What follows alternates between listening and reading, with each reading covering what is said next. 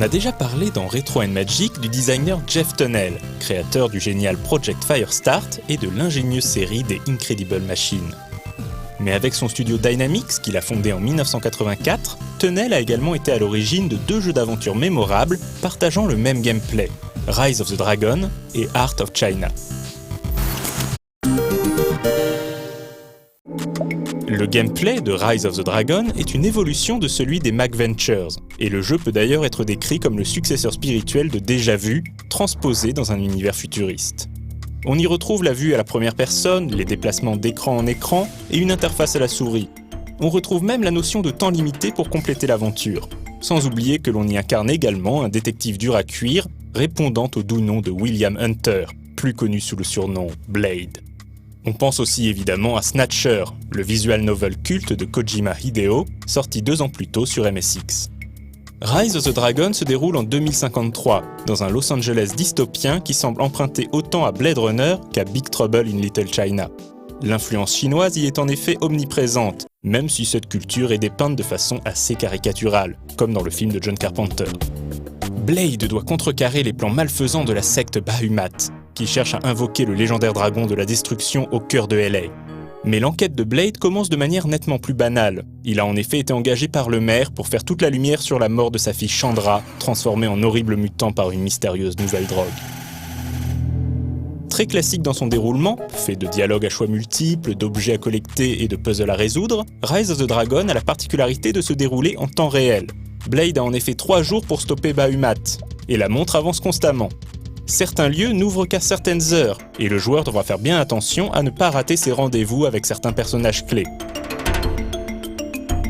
Il existe souvent plusieurs manières de progresser, et le joueur pourra parfois exploiter le passage du temps à son avantage. Par exemple, un ami de Chandra refuse de croire que la jeune fille est morte. Blade peut montrer la photo du corps que lui a envoyé le maire.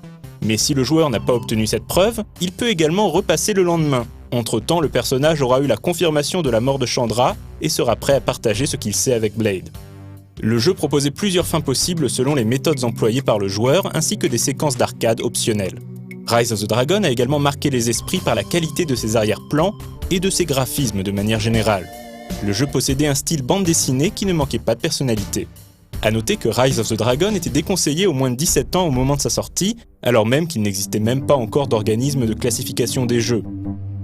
Cela s'explique par son ambiance sombre, ses thématiques matures, mais aussi par la présence d'une scène d'amour entre Blade et sa petite amie.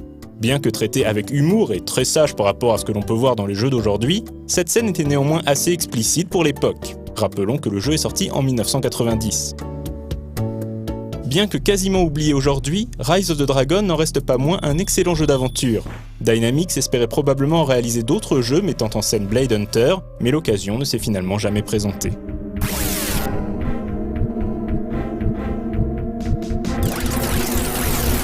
Trois ans plus tard, Rise of the Dragon sera porté sur le Mega CD de Sega.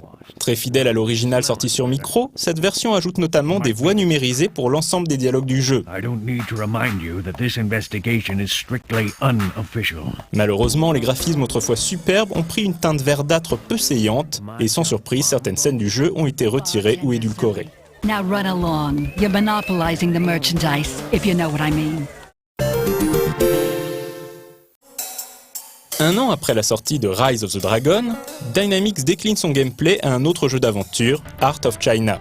En dehors de la thématique chinoise, les 2 jeux n'ont pas de rapport scénaristique. Heart of China se déroule à Hong Kong dans les années 1930 et place le joueur dans la peau de Jake Masters, dit Lucky, un pilote traversant une mauvaise passe. Lucky est recruté par un puissant homme d'affaires pour sauver sa fille, l'infirmière Kate Lomax, enlevée par un seigneur de guerre chinois, Li Deng. Il y a à nouveau un peu des aventures de Jack Burton dans Heart of China, mais surtout beaucoup des Aventuriers du bout du monde, un film de 1983 avec Tom Selleck. Dans tous les cas, Heart of China ne se prend pas du tout au sérieux et parodie ouvertement tous les clichés des films d'aventure ainsi que la vision occidentale de la culture asiatique. C'est ainsi que Lucky devra faire équipe avec Zhao Qi, qui se présente comme étant un ninja. Oui, un ninja. De toute façon, Chine, Japon, tout ça, c'est pareil, pas vrai ? Graphiquement, Heart of China adopte un style plus cinématographique à base de photos d'acteurs numérisés. Enfin, acteurs, c'est un bien grand mot.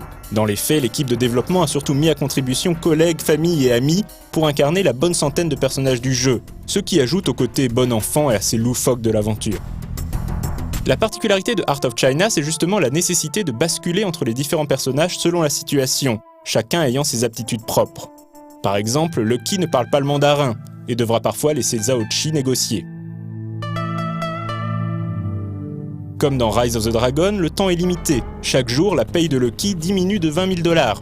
Le jeu propose à nouveau plusieurs chemins alternatifs et différentes fins, ainsi que des scènes d'action dispensables, notamment une scène de pilotage de tank. Heart of China se révèle assez court, mais le voyage proposé est pour le moins dépaysant.